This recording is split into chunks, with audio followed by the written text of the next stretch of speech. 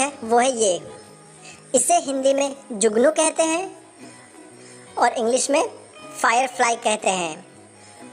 इनके पास इनकी खुद की लाइट होती है जिससे वो चमकते हैं और उनकी लाइट बहुत एफिशिएंट होती है और इसीलिए उन्हें बायोल्यूमिनेसेंट कहते हैं।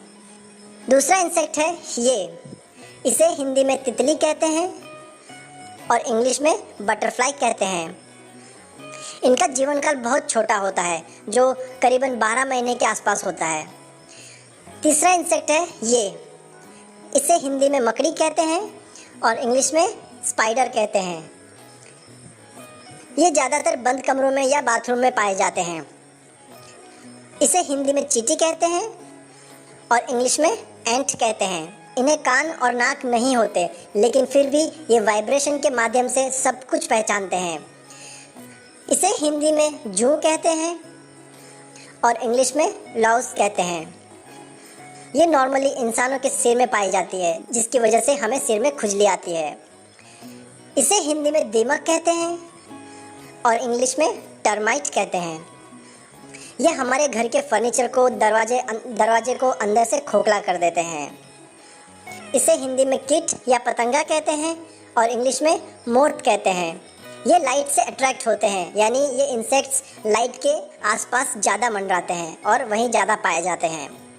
इसे हिंदी में भंवरा कहते हैं और इंग्लिश में बम्बल बी कहते हैं। ये नॉर्मली एग्रीकल्चर या फूलों में पॉलिनेशन में मदद करते हैं।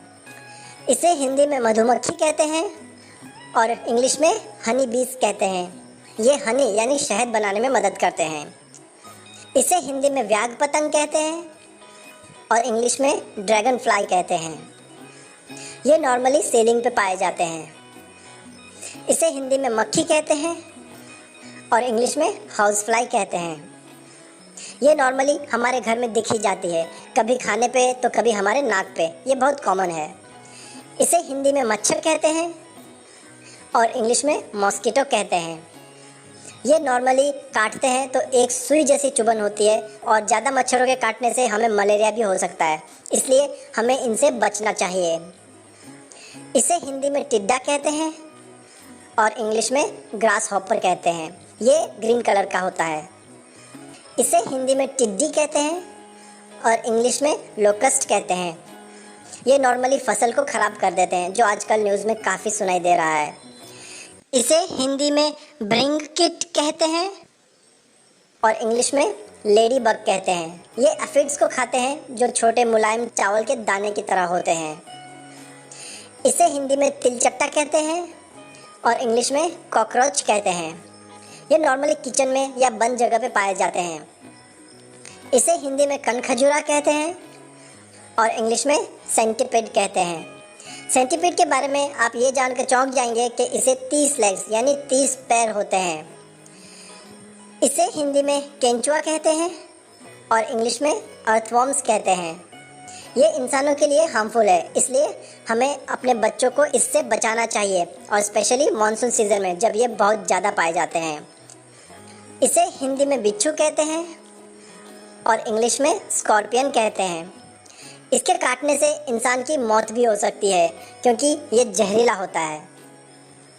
इसे हिंदी में खटमल कहते हैं और इंग्लिश में बेड बग कहते हैं। इनके काटने से हमें इतना ज़्यादा फर्क नहीं पड़ता है। इसे हिंदी में पत्ती कीट कहते हैं और इंग्लिश में लीफ इंसेक्ट कहते हैं। ये नॉर्मली एक पत्ते की शेप की तरह होते हैं। इसे हिंदी में फल मक्खी कहते हैं और इंग्लिश में फ्रूट फ्लाई कहते हैं। ये फ्रूट्स और वेजिटेबल को फर्मेंटेशन करने में हेल्प करते हैं। इसे हिंदी में बड़हस्त कीट कहते हैं और इंग्लिश में प्रेइंग मंथीज कहते हैं। ये अपने आगे के 2 पैरों को ऐसे जोड़े रखते हैं जैसे प्रार्थना कर रहे हो, इसलिए इसे प्रेइंग कीट कहते हैं। इसे हिंदी में इल्ली कहते हैं और इंग्लिश में कैटरपिलर कहते हैं। ये बड़े होकर बटरफ्लाई या मोथ बनते हैं। इसे हिंदी में पिस्सू कहते हैं और इंग्लिश में फ्ली कहते हैं। ये बर्ड्स और एनिमल्स के शरीर में चिपके रहते हैं और वहीं से अपना पेट भरते हैं। इसे हिंदी में ततैया कहते हैं और इंग्लिश में वास्प कहते हैं। ये दूसरे इंसेक्ट्स को खा के अपना पेट भरते हैं और जो आखिरी इंसेक्ट है वो है ये, इसे हिंदी में झिंगुर कहते हैं और इंग्लिश में क्रिकेट कहते हैं। ये नॉर्मली गार्डन में छोटे छोटे इंसेक्ट्स खा के गार्डन के फूलों को बढ़ाने में मदद करते हैं।